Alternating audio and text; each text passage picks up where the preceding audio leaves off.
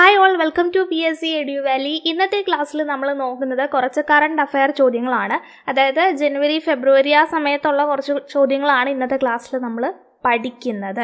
Okay, അപ്പോൾ first of all ആദ്യത്തെ ചോദ്യം, കേരള ഹിന്ദി സാഹിത്യ അക്കാദമിയുടെ സ്ഥാപകൻ. ഓക്കെ, കേരള ഹിന്ദി സാഹിത്യ അക്കാദമിയുടെ സ്ഥാപകൻ. ഈ ചോദ്യം പ്രസക്തമാവാനുള്ള കാരണം എന്താണെന്ന് വെച്ച് കഴിഞ്ഞാൽ 2020 നമ്മൾ ഇദ്ദേഹത്തിന് പത്മശ്രീ നൽകി രാജ്യം ആദരിച്ചിട്ടുണ്ടായിരുന്നു. ആൻഡ് ഇവിടെ അത് പ്രസക്തമാകുന്നത് അദ്ദേഹം 2022 അന്തരിച്ചു.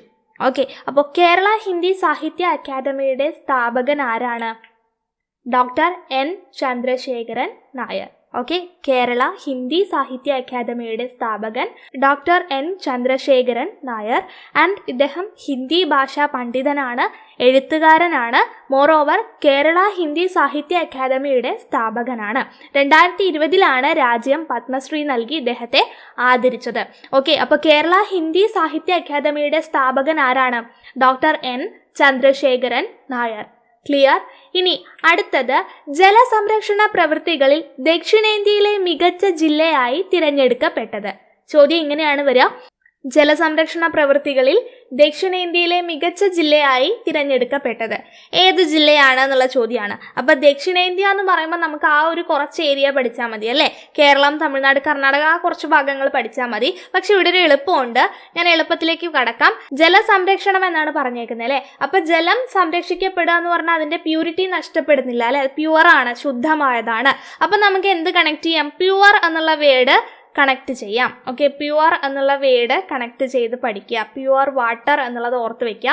പ്യുവറിൽ നിന്നും തിരുവനന്തപുരത്തിലേക്ക് എത്താം. ഓക്കെ, പ്യുവർ എന്നുള്ളതും പുരം എന്നുള്ളതും കണക്ട് ചെയ്ത് തിരുവനന്തപുരമാണ് ആ ജില്ല എന്നുള്ള ഓർമ്മയിലേക്ക് എത്താം. അപ്പോൾ ആൻസർ പഠിച്ചു വെക്കണമെന്നില്ല. ജലസംരക്ഷണ പ്രവൃത്തികളിൽ ദക്ഷിണേന്ത്യയിലെ മികച്ച ജില്ലയായിട്ട് തിരഞ്ഞെടുക്കപ്പെട്ടിട്ടുള്ളത് നമ്മുടെ തിരുവനന്തപുരമാണ്. ആൻഡ് അത് പഠിച്ചു വെക്കാൻ എളുപ്പത്തിന് പ്യുവർ വാട്ടർ എന്നുള്ളത് ഓർത്ത് വെക്കുക. ആൻഡ് പ്യുവർ എന്നുള്ളതിൽ നിന്നും പുരം എന്നുള്ളതിലേക്ക് കണക്ട് ചെയ്തെടുക്കാൻ പറ്റിക്കഴിഞ്ഞാൽ നമ്മളുടെ ആൻസറായി. സോ തിരുവനന്തപുരമാണ് ആൻസർ. ഓക്കെ, ജലസംരക്ഷണ പ്രവൃത്തികളിൽ ദക്ഷിണേന്ത്യയിലെ മികച്ച ജില്ലയായി തിരഞ്ഞെടുക്കപ്പെട്ടത് ഏത് ജില്ലയാണ്? തിരുവനന്തപുരം. ഓക്കെ, ഇനി അടുത്തത്, challenging times and my life. ഇതൊരു പുസ്തകമാണ്, ഒരു ആത്മകഥയാണ്. ഇത് എഴുതിയത് ആര് എന്നുള്ളതാണ് ചോദ്യം. Okay, challenging times and my life എഴുതിയത് ആരാണെന്ന് ചോദിച്ചു കഴിഞ്ഞാൽ K. അയ്യപ്പൻ പിള്ളയാണ്. നമ്മളുടെ രാജ്യത്തെ ഏറ്റവും മുതിർന്ന അഭിഭാഷകനാണ്, സ്വാതന്ത്ര്യ സമര സേനാനിയാണ്. ഇദ്ദേഹം 2022 ജനുവരി കാലയളവിലാണ് അന്തരിക്കുന്നത്. ഓക്കെ, അപ്പോൾ challenging times and my life എഴുതിയത് ആരാണ് എന്ന് ചോദിച്ചു കഴിഞ്ഞാൽ K. അയ്യപ്പൻ പിള്ളയാണ്. ഇതും കാണാതെ പഠിക്കണമെന്ന് നിർബന്ധമില്ല. നമ്മളുടെ ജീവിതത്തിൽ അല്ലെങ്കിൽ നമ്മുടെ ലൈഫിൽ വെല്ലുവിളികൾ ഉണ്ടാകുമ്പോഴാണ് നമ്മൾ ഈശ്വരനെ വിളിക്കുക, അല്ലെ? എന്തെങ്കിലും പ്രശ്നങ്ങൾ ഉണ്ടാകുമ്പോഴാണ് അയ്യോ എൻ്റെ ഈശ്വര എന്നുള്ള രീതിയിൽ വിളിക്കാം. സോ അയ്യോ എന്നുള്ളതിനകത്ത് നിന്ന് നമുക്കൊരു ഈശ്വരൻ്റെ പേരുണ്ട് എന്ന് കണക്ട് ചെയ്ത് അയ്യോ എന്നുള്ളതും കണക്ട് ചെയ്ത് അയ്യപ്പൻ പിള്ള എന്ന് പഠിക്കാം. ഓക്കെ, അയ്യോ ഈശ്വര എന്ന് ഓർത്തിരിക്കുക. ആൻഡ് കണക്ട് ചെയ്ത് ഓർത്തിരിക്കേണ്ടത് ഈശ്വരൻ എന്നുള്ളത് ഏതെങ്കിലും ഒരു ഈശ്വരൻ്റെ പേരാണ്. അയ്യോ എന്നുള്ളത് അവിടെ ക്ലൂ തന്നിട്ടുണ്ട്. ആയിൽ സ്റ്റാർട്ട് ചെയ്യുന്ന ഏതോ ഒരു ഈശ്വരൻ്റെ പേരാണ് എന്നുള്ളത് ഓർത്ത് വയ്ക്കുക. So challenging times and my life എന്ന പുസ്തകം അല്ലെങ്കിൽ ആത്മകഥ എഴുതിയത് K. അയ്യപ്പൻ പിള്ളയാണ്. ഓർത്ത് വയ്ക്കാൻ അയ്യോ ഈശ്വര എന്നുള്ളത് ഓർത്ത് വയ്ക്കാനായിട്ട് പറഞ്ഞു അല്ലേ? നമ്മളുടെ ജീവിതത്തിൽ ചാലഞ്ചിങ് ടൈംസ് ഒക്കെ വരുമ്പോഴാണ് നമ്മൾ അയ്യോ ഈശ്വര എന്നൊക്കെ വിളിച്ചു പോകുന്നത്. അപ്പോൾ അത് പഠിച്ചു വയ്ക്കുക. K. അയ്യപ്പൻ പിള്ള എന്നുള്ളത് ഓർത്ത് വയ്ക്കുക. ആൻഡ് ഇദ്ദേഹം സ്വാതന്ത്ര്യ സമരസേനാനിയാണ്. ആൻഡ് അതുപോലെ തന്നെ രാജ്യത്തെ ഏറ്റവും മുതിർന്ന അഭിഭാഷകനായിരുന്നു. 2022 അന്തരിക്കുന്നത്. ഓക്കെ, അപ്പോൾ challenging times and my life എഴുതിയത് ആരാണ്? K. അയ്യപ്പൻ പിള്ള. നമ്മളുടെ ജീവിതത്തിൽ വെല്ലുവിളികൾ ഉണ്ടാകുമ്പോഴാണ് നമ്മൾ അയ്യോ ഈശ്വര എന്ന് വിളിച്ചു പോകുന്നത്. സോ അയ്യോ എന്നുള്ളതിനകത്ത് നിന്ന് കണക്ട് ചെയ്ത് ഈശ്വരൻ്റെ പേരും കൂടെ കണക്ട് ചെയ്ത് അയ്യപ്പൻ പിള്ള എന്നുള്ളത് ആൻസർ പോയിന്റ് ഔട്ട് ചെയ്യാം. Okay, clear? ദെൻ അടുത്ത ചോദ്യം, ISROയുടെ 10ാമത്തെ ചെയർമാനായി നിയമിതനായ മലയാളി. സോ ഒരു മലയാളിയാണെന്നുള്ളത് മനസ്സിലായി. 10ാമത്തെ ചെയർമാനാണ്. സോ ISROയുടെ 10ാമത്തെ ചെയർമാനായി നിയമിതനായ മലയാളിയാണ് doctor S. Somanathan. So chairman എന്നൊക്കെ പറയുമ്പോൾ ഏതെങ്കിലും ഒരു പെർട്ടിക്കുലർ ഓർഗനൈസേഷൻ്റെയൊക്കെ എന്താണ്? ഒരു നാഥനാണ് അല്ലേ? അപ്പം അങ്ങനെ കണക്ട് ചെയ്ത് പഠിക്കുക, ഡോക്ടർ S. സോമനാഥൻ. ആൻഡ് ഈ പൊസിഷനിലേക്ക് എത്തുന്ന 5ാമത്തെ മലയാളിയാണ്. നിലവിൽ ഇദ്ദേഹം തിരുവനന്തപുരം VSSCയിലെ ഡയറക്ടറായിരുന്നു. Okay, so clear. ISROയുടെ 10ാമത്തെ ചെയർമാനായിട്ട് നിയമിതനായ മലയാളി ഡോക്ടർ S സോമനാഥനാണ്. സോ ചെയർമാൻ നാഥൻ എന്നുള്ളത് കണക്ട് ചെയ്ത് പേര് ഓർത്ത് വെക്കുക. ഓക്കെ, ISROയുടെ 10ാമത്തെ ചെയർമാനായിട്ട് നിയമിതനായിട്ടുള്ള മലയാളി doctor S Somanathan. Nathan chairman എന്നുള്ളത് കണക്ട് ചെയ്ത് ഓർത്ത് വെക്കാം. Okay, clear. ദെൻ അടുത്ത ചോദ്യം വീർ ബാൽ ദിവസ് എന്നുള്ളതാണ്. ഓക്കെ, വീർ ബാൽ ദിവസ് അത് ഡിസംബർ 26 ഫ്രം 2022 ഓൺവേർഡ്. അതായത് 2022 ഡിസംബർ 26 മുതൽ നമ്മൾ ഡിസംബർ 26 എന്നുള്ള ദിവസം എന്തായിട്ട് ആചരിക്കാൻ പോവുകയാണ്? വീർ ബാൽ ദിവസ്. ഓക്കെ, അത് നരേന്ദ്രമോദി പുതിയതായിട്ടൊരു ഡിക്ലറേഷൻ നടത്തിയിട്ടുള്ള കാര്യമാണ്. സോ ഡിസംബർ 26 ഇനി മുതൽ അങ്ങോട്ട് ഡിസംബർ 26 എന്താണ്? വീർ ബാൽ ദിവസമായിട്ട് നമ്മൾ ആചരിക്കുകയാണ്. Okay, clear. ദെൻ അടുത്ത ചോദ്യം ചിലിയുടെ പുതിയ പ്രസിഡന്റ്. ഓക്കെ, ചിലിയുടെ പുതിയ പ്രസിഡന്റിന്റെ പേര് ഗബ്രിയേൽ ബോറിച്ച് എന്നുള്ളതാണ്. വലിയ പേരാണ്, അല്ലെങ്കിൽ പഠിക്കാൻ ബുദ്ധിമുട്ടുള്ള പേരാണെന്നുള്ള രീതിയിൽ വിട്ടുകളയേണ്ട. നമ്മളുടെ ലൈഫിൽ ചില്ലിങ് ഒന്നും ഇല്ലാത്തപ്പോഴാണ്, അല്ലെങ്കിൽ നമുക്ക് ബോർ അടിക്കുമ്പോഴാണ് നമുക്കൊന്നും ചില്ല് ചെയ്യാൻ തോന്നുക അല്ലേ? അപ്പോൾ ചില്ലിങ് ബോറിങ് എന്നുള്ളത് കണക്ട് ചെയ്ത് പഠിക്കാം. സോ ചിലിയുടെ പുതിയ പ്രസിഡന്റ് ഗബ്രിയേൽ ബോറിച്ച്. ഓക്കെ, ചിലിയുടെ പുതിയ പ്രസിഡന്റ് ഗബ്രിയേൽ ബോറിച്ച്. നമ്മൾ ചില്ല് ചെയ്യുമ്പോൾ അല്ലെങ്കിൽ ഫ്രണ്ട്സിൻ്റെ കൂടെയൊക്കെ ഒത്ത് ചില്ല് ചെയ്യുന്ന സമയത്ത് എന്താണ്, നമ്മുടെ ബോറടി മാറും എന്നുള്ളത് ഓർത്തിരിക്കുക. മാത്രമല്ല ഒരു കാര്യം കൂടെ ഉണ്ട്, ചിലിയുടെ ഏറ്റവും പ്രായം കുറഞ്ഞ പ്രസിഡന്റ് ആണ് ഗബ്രിയേൽ ബോറിച്ച്. അപ്പോൾ ഓർക്കുക, ചില്ലിങ് ഏറ്റവും കൂടുതൽ നടത്തുന്നത് ഏത് ജനറേഷനാണ്? യങ്സ്റ്റേഴ്സ് ആണ് അല്ലേ? അപ്പോൾ യുവാക്കൾ അല്ലെങ്കിൽ യുവതലമുറകളാണ് കൂടുതലും ചില്ലിങ് കാര്യങ്ങളൊക്കെ നടത്തുന്നത്. സോ ചിലിയുടെ പുതിയ പ്രസിഡന്റ് ഗബ്രിയേൽ ബോറിച്ച്. ആൻഡ് അദ്ദേഹം ഒരു കാര്യം കൂടെ പഠിക്കേണ്ടതായിട്ടുണ്ട്, ചിലിയുടെ ഏറ്റവും പ്രായം കുറഞ്ഞ പ്രസിഡന്റും കൂടെയാണ് ഗബ്രിയേൽ ബോറിച്ച്. ഓക്കെ, സോ ബോറിച്ച് ബോറടിക്കുക, ചില്ല് ചെയ്യുക എന്നുള്ളതൊക്കെ കണക്ട് ചെയ്ത് പഠിച്ചു വെക്കുക. ഓക്കെ, ദെൻ അടുത്തത് നീതി ആയോഗിന്റെ ദേശീയ ആരോഗ്യ സൂചികയിൽ 1ാം സ്ഥാനത്ത് എത്തിയത്. സോ നീതി ആയോഗിന്റെ ദേശീയ ആരോഗ്യ സൂചികയിൽ 1ാം സ്ഥാനത്തെത്തിയത് വേറെ ആരുമല്ല, നമ്മൾ തന്നെയാണ്, കേരളമാണ്. തുടർച്ചയായി 4ാം തവണ ഈ പൊസിഷനിൽ എത്തുന്ന സംസ്ഥാനമാണ് കേരളം.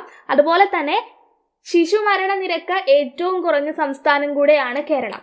ഓക്കെ, അപ്പം നീതി ആയോഗിന്റെ ദേശീയ ആരോഗ്യ സൂചികയിൽ 1ാം സ്ഥാനത്തെത്തിയത് കേരളമാണ്. തുടർച്ചയായ 4ാം തവണ ഈ സ്ഥാനത്തെത്തുന്ന സംസ്ഥാനമാണ് കേരളം. അതുപോലെ തന്നെ ശിശുമരണ നിരക്ക് ഏറ്റവും കുറഞ്ഞ സംസ്ഥാനമാണ്. ഒരു കാര്യം കൂടെയുണ്ട്, കേന്ദ്ര സർക്കാരിന്റെ സദ്ഭരണ സൂചിയിൽ ഏറ്റവും നല്ല ഭരണത്തിനുള്ള ഇൻഡെക്സിനകത്ത് കേരളത്തിന് 5ാം സ്ഥാനമാണ്. കേന്ദ്ര സർക്കാരിന്റെ സദ്ഭരണ സൂചികയിൽ കേരളത്തിന്റെ സ്ഥാനം എന്ന് പറയുന്നത് 5 സോ നീതി ആയോഗിന്റെ ദേശീയ ആരോഗ്യ സൂചികയിൽ എത്രയാണ്? 1ാം സ്ഥാനമാണ്. ശിശുമരണ നിരക്ക് ഏറ്റവും കുറഞ്ഞ സംസ്ഥാനമാണ്. എഗെയിൻ ഒരു കാര്യം കൂടെ പഠിക്കാനുള്ളത്, കേന്ദ്ര സർക്കാരിന്റെ സദ്ഭരണ സൂചികയിൽ കേരളത്തിന് 5ാം സ്ഥാനമാണ്. Okay, clear. അടുത്ത ചോദ്യം പ്രഥമ കേരള ഒളിമ്പിക്സിന്റെ ഭാഗ്യചിഹ്നം. കേരള ഒളിമ്പിക് അസോസിയേഷൻ ആണ് കേരള ഒളിമ്പിക്സ് സംഘടിപ്പിക്കുന്നത്. ആൻഡ് ആദ്യത്തെ കേരള ഒളിമ്പിക്സിന്റെ ഭാഗ്യചിഹ്നം എന്ന് പറയുന്നത് നീരജ് എന്ന് പറയുന്ന മുയലാണ്. സോ മുയലാണ്, ആ പേരാണ്, മുയലിന്റെ പേരാണ് നീരജ്. സോ പ്രഥമ കേരള ഒളിമ്പിക്സിന്റെ ഭാഗ്യചിഹ്നം എന്ന് പറയുന്നത് നീരജ് എന്ന മുയലാണ്. Okay, clear. ദെൻ അടുത്തത് തമിഴ്നാടിന്റെ ഔദ്യോഗിക ഗാനമായി അംഗീകരിച്ചത്. ഒരു ഗാനത്തെ തമിഴ്നാടിന്റെ ഔദ്യോഗിക ഗാനമായിട്ട് അംഗീകരിക്കുകയുണ്ടായി. ആൻഡ് ആ ഗാനം രചിച്ചത് മലയാളി ആയിട്ടുള്ള മനോന്മണിയം പി സുന്ദരം പിള്ളയാണ്. ഓക്കെ, മനോന്മണിയം പി സുന്ദരം പിള്ളയാണ് ഈ ഒരു ഗാനം രചിച്ചിട്ടുള്ളത്. ആ ഗാനത്തെയാണ് തമിഴ്നാട് അവരുടെ ഔദ്യോഗിക ഗാനമായിട്ട് അംഗീകരിച്ചത്. ആൻഡ് ആ ഗാനം തമിഴ് തായ് വാഴ്ത്ത് എന്ന് തുടങ്ങുന്ന ഗാനമാണ്. ഓക്കെ, തമിഴ് തായ് വാഴ്ത്ത് എന്ന് തുടങ്ങുന്ന ഗാനമാണ്. മനോന്മണിയം പി സുന്ദരം പിള്ള രചിച്ച ഗാനമാണ്. ആൻഡ് അദ്ദേഹം മലയാളിയാണെന്നുള്ളതും കൂടെ കണക്ട് ചെയ്ത് പഠിക്കുക. ഓക്കെ, ദെൻ അടുത്തത് യുനെസ്കോ പൈതൃക പദവി ലഭിക്കുന്ന ഏഷ്യയിൽ നിന്നുള്ള ആദ്യത്തെ ഉത്സവം. ഓക്കെ, യുനെസ്കോ പൈതൃക പദവി ലഭിക്കുന്ന ഏഷ്യയിൽ നിന്നുള്ള ആദ്യത്തെ ഉത്സവം ഏതാണ്? നമ്മളുടെ കൊൽക്കത്തയിലെ ദുർഗാപൂജയാണ്. യുനെസ്കോ പദവി നൽകാൻ തീരുമാനമെടുത്തത് പാരീസിൽ നടന്ന യുനെസ്കോയുടെ യോഗത്തിൽ വെച്ചിട്ടാണ്. അപ്പോൾ പാരീസിൽ നടന്ന യുനെസ്കോ യോഗത്തിൽ വെച്ചാണ് ഈ ഒരു പൈതൃക പദവി, കൊൽക്കത്തയിലെ ദുർഗാപൂജയ്ക്ക് ഇതുപോലൊരു പൈതൃക പദവി നൽകാനായിട്ട് തീരുമാനം എടുക്കുന്നത്. ഏഷ്യയിൽ നിന്നും ഇത്തരത്തില് പൈതൃക പദവി ലഭിക്കുന്ന ആദ്യത്തെ ഉത്സവമാണ് കൊൽക്കത്തയിലെ ദുർഗാപൂജ. അപ്പോൾ പാരീസിൽ നടന്ന യോഗമാണ് ഈ ഒരു തീരുമാനം കൈക്കൊണ്ടിട്ടുള്ളത് എന്ന് പഠിക്കുക. പഠിക്കാൻ എളുപ്പത്തിന് പൈതൃക പദവിയിൽ ഒരു പായുണ്ട്, ദുർഗാപൂജയിൽ ഒരു പായുണ്ട്, പാരീസിലും ഒരു പാ ഉണ്ട് എന്നുള്ളത് കണക്ട് ചെയ്ത് വെക്കുക. സോ പൈതൃക പദവി, അതുപോലെ Durga Puja, Paris. Clear? Okay, then നമുക്കൊന്ന് റിവിഷൻ നടത്തിയിട്ട് വരാം. സോ ആദ്യം പറഞ്ഞത് കേരള ഹിന്ദി സാഹിത്യ അക്കാദമിയുടെ സ്ഥാപകൻ. കേരള ഹിന്ദി സാഹിത്യ അക്കാദമിയുടെ സ്ഥാപകനായിട്ടുള്ള വ്യക്തിക്ക് നമ്മൾ 2020 പത്മശ്രീ നൽകി ആദരിച്ചിട്ടുണ്ടായിരുന്നു. ഹിന്ദി ഭാഷാ പണ്ഡിതനാണ്, എഴുത്തുകാരനൊക്കെയാണെന്ന് പറഞ്ഞിട്ടുണ്ടായിരുന്നു. അദ്ദേഹത്തിന്റെ പേരെന്താണ്? അദ്ദേഹത്തിന്റെ പേര് ഡോക്ടർ എൻ ചന്ദ്രശേഖരൻ നായർ. ഇനി അടുത്തത് ജലസംരക്ഷണ പ്രവൃത്തികളിൽ ദക്ഷിണേന്ത്യയിലെ മികച്ച ജില്ലയായി തിരഞ്ഞെടുക്കപ്പെട്ടത്. പ്യുവർ വാട്ടർ, പ്യൂരിറ്റി എന്നുള്ള കാര്യങ്ങൾ പഠിച്ച് പ്യുവർ എന്നുള്ളത് പുരം എന്നുള്ളതുമായിട്ട് കണക്ട് ചെയ്യാനായിട്ട് പറഞ്ഞ് അങ്ങനെ തിരുവനന്തപുരത്ത് എത്താൻ പറഞ്ഞിട്ടുണ്ടായിരുന്നു. So Thiruvananthapuram is the answer. Okay, then അടുത്തത് challenging times and my life. നമ്മളുടെ ജീവിതത്തിലെ വെല്ലുവിളികൾ ഉണ്ടാകുമ്പോഴാണ് നമ്മൾ അയ്യോ ഈശ്വര എന്ന് വിളിച്ചു പോകുന്നത് അല്ലേ. സോ അയ്യോ എന്നുള്ളതൊരു കണക്ഷനാണ്, ഈശ്വരൻ എന്നുള്ളത് എന്താണ്? ഒരു പേരാണ്, ഒരു ഈശ്വരന്റെ പേരാണ് എന്നുള്ളത് കണക്ട് വെക്കുക. സോ അയ്യോ ഈശ്വര അയ്യപ്പൻ എന്നുള്ളതിലേക്ക് കണക്ട് ചെയ്തെത്തിക്കഴിഞ്ഞാൽ നമ്മുടെ ആൻസർ എന്താണ്? കെ അയ്യപ്പൻ പിള്ള. ഇദ്ദേഹം സ്വാതന്ത്ര്യ സമര സേനാനിയാണ്, അതുപോലെ തന്നെ രാജ്യത്തെ ഏറ്റവും മുതിർന്ന അഭിഭാഷകനായിരുന്നു. 2022 ഇദ്ദേഹം അന്തരിക്കുന്നത്. Okay, so challenging times and my life എഴുതിയത് ആരാണത്? ആത്മകഥയാണ് കേട്ടോ, കെ അയ്യപ്പൻ പിള്ള. ഓക്കെ, അയ്യോ ഈശ്വര എന്നുള്ള കോഡ് ജസ്റ്റ് ഒന്ന് ഓർത്തിരിക്കുക കേട്ടോ. ദെൻ അടുത്തത് ISROയുടെ 10ാമത്തെ ചെയർമാനായി നിയമിതനായിട്ടുള്ള മലയാളി ആരായിരുന്നു? ചെയർമാൻ നാഥൻ എന്നുള്ള രീതിയിൽ ഓർക്കാനായിട്ട് പറഞ്ഞിട്ടുണ്ടായിരുന്നു. ഈ സ്ഥാനത്തെത്തുന്ന, ഈ പൊസിഷനിൽ എത്തുന്ന 5ാമത്തെ മലയാളിയാണ്. ആൻഡ് അതുപോലെ അദ്ദേഹത്തിന്റെ പേര് ഡോക്ടർ എസ് സോമനാഥൻ എന്നുള്ളതാണ്. ഓക്കെ, ചെയർമാൻ നാഥൻ എന്നുള്ള രീതിയിൽ ഓർത്തിരിക്കുക. സോ ഡോക്ടർ എസ് സോമനാഥൻ എന്നുള്ളതാണ് കറക്റ്റ് ആയിട്ടുള്ള answer. Then വീർബാൽ Divas from 22 onwards ആണ്. നമ്മൾ 2022 മുതലാണ് അത് ആചരിക്കാൻ തീരുമാനിച്ചിട്ടുള്ളത്.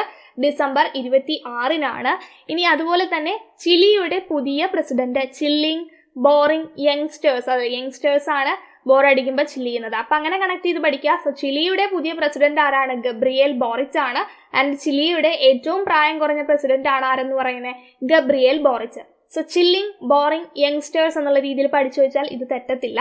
ഓക്കെ, ദെൻ അടുത്തത് നീതി ആയോഗിന്റെ ദേശീയ ആരോഗ്യ സൂചികയിൽ 1ാം സ്ഥാനത്ത് എത്തിയത്. നമ്മൾ സ്റ്റാറ്റസ് ഒക്കെ അപ്ഡേറ്റ് ചെയ്തത് ഓർക്കുക. സോ ഏതാണ്? കേരളമാണ്. ശിശുമരണ നിരക്ക് ഏറ്റവും കുറഞ്ഞ സംസ്ഥാനമാണ് കേരളം. കൂടാതെ ഒരു കാര്യം കൂടെ പറഞ്ഞിരുന്നു, കേന്ദ്ര സർക്കാരിന്റെ സദ്ഭരണ സൂചികയിൽ 5ാം സ്ഥാനമാണ് കേരളത്തിനുള്ളത്. ഓക്കെ, കേന്ദ്ര സർക്കാരിന്റെ സദ്ഭരണ സൂചികയിൽ 5ാം സ്ഥാനമാണ് കേരളത്തിന് ഉള്ളത് എന്നുള്ളത് കൂടെ ഓർത്തിരിക്കുക. അടുത്തത് പ്രഥമ കേരള ഒളിമ്പിക്സിന്റെ ഭാഗ്യചിഹ്നം. കേരള ഒളിമ്പിക് അസോസിയേഷൻ ആണ് ഇത് സംഘടിപ്പിക്കുന്നത്. ആൻഡ് അതിന്റെ ഭാഗ്യചിഹ്നം എന്ന് പറയുന്നത് മുയലാണ്. മുയലിന്റെ പേര് നീരജ് ആണ് എന്നുള്ളത് ഓർത്ത് വെക്കുക. ഓക്കെ, നീരജ് എന്ന മുയൽ. ദെൻ അടുത്തത് തമിഴ്നാടിന്റെ ഔദ്യോഗിക ഗാനമായിട്ട് അംഗീകരിച്ചത് മലയാളി ആയിട്ടുള്ള മനോന്മണീയം പി സുന്ദരം പിള്ള രചിച്ചിട്ടുള്ള തമിഴ് തായ് വാഴ്ത്ത് എന്ന് പറയുന്ന ഗാനമാണ്. സോ മനോന്മണീയം പി സുന്ദരം പിള്ള എന്നുള്ള പേര് ഓർത്തിരിക്കുക. ഓക്കെ, ദെൻ അടുത്തത് യുനെസ്കോ പൈതൃക പദവി ലഭിക്കുന്ന ഏഷ്യയിൽ നിന്നുള്ള ആദ്യത്തെ ഉത്സവം. ഓക്കെ, യുനെസ്കോ പൈതൃക പദവി ലഭിക്കുന്ന ഏഷ്യയിൽ നിന്നുള്ള ആദ്യത്തെ ഉത്സവം. പാരീസിൽ ചേർന്ന യോഗമാണ് ഇത്തരത്തിലൊരു പദവി നൽകാനുള്ള തീരുമാനം കൈക്കൊണ്ടത്. സോ 3 പായാണ് ഞാൻ പറഞ്ഞിട്ടുള്ളത്: പൈതൃക പദവി, അതുപോലെ പാരീസ്, അതുപോലെ പൂജ. ഓക്കെ, അപ്പോൾ കൊൽക്കത്തയിലെ ദുർഗാപൂജയ്ക്കാണ് നമ്മൾ പാരീസിൽ ചേർന്നിട്ടുള്ള യുനെസ്കോ യോഗം പൈതൃക പദവി നൽകാനായിട്ട് തീരുമാനമെടുത്തത്. മാത്രമല്ല ഏഷ്യയിൽ നിന്നുള്ള ആദ്യത്തെ ഉത്സവമാണ് എന്നുള്ളതും കൂടെ പഠിച്ചു വെക്കുക. സോ ഏഷ്യയിൽ നിന്നുള്ള ആദ്യത്തെ ഉത്സവം കൂടിയാണ്. സോ ചോദ്യം ഒന്നുകൂടെ റിപ്പീറ്റ് ചെയ്യാം. യുനെസ്കോ പൈതൃക പദവി ലഭിക്കുന്ന ഏഷ്യയിൽ നിന്നുള്ള ആദ്യത്തെ ഉത്സവം ഏതെന്ന് ചോദിച്ചു കഴിഞ്ഞാൽ ദുർഗാപൂജയാണ്. സോ പൈതൃക പദവി, ദുർഗാപൂജ. ഏത് യോഗമാണ്? പാരീസിൽ ചേർന്ന യോഗമാണ് ഇങ്ങനെ നൽകാനായിട്ട് തീരുമാനിച്ചത്. സോ 3 പാ കണക്ട് ചെയ്യുക: പൈതൃക പദവി, ദുർഗാപൂജ, പാരീസിലെ യോഗം. Okay, clear? Okay, fine, thank you.